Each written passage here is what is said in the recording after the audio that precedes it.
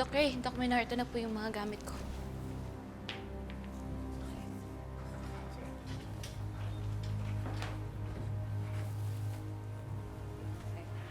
Let's check it.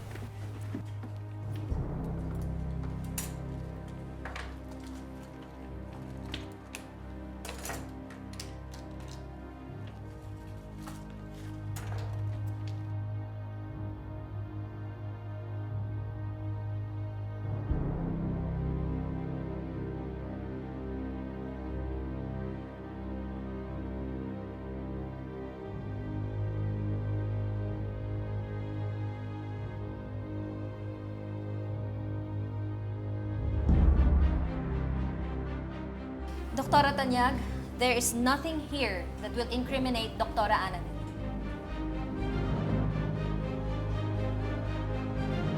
Kahit dito, wala.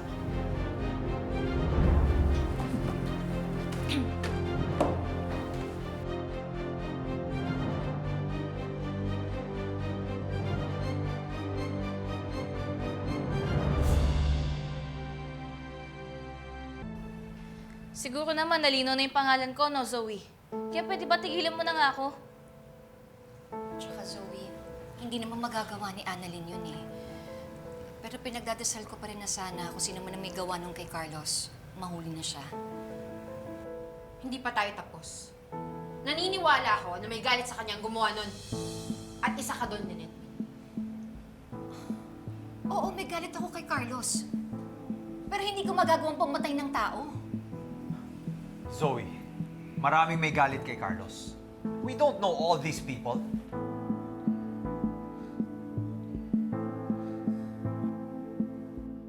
Doc RJ, Tita Lynette, pasensya na po kayo. Nag-aalala lang po si Ate Zoe para kay Dad. Naintindihan naman namin yun, Harry. Wala namang problema dun eh. Pero sana hindi siya nang bibintang ng tao. Doc Menor, babalik na po ako sa duty ko.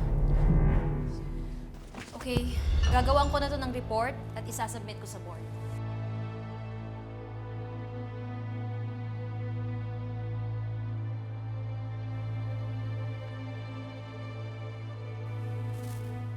Ano yan? Ano yung nahuli sa coat mo?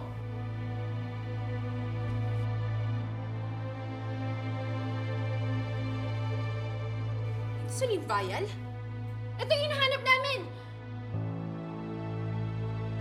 Doc Menor, tingnan mo! Sabi ko na nga ba, guilty ka eh! Liga dito! Tawad ako! Ano ba? Annalyn! Ipagtatanggol mo pa rin yan? Kita-kita lang ang ebidensya?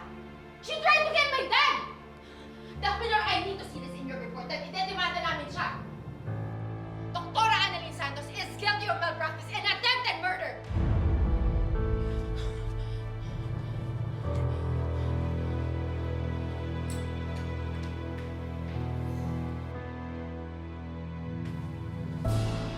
Harry, hindi sa akin yun! Hindi ko alam paano napunta sa coat ko yun!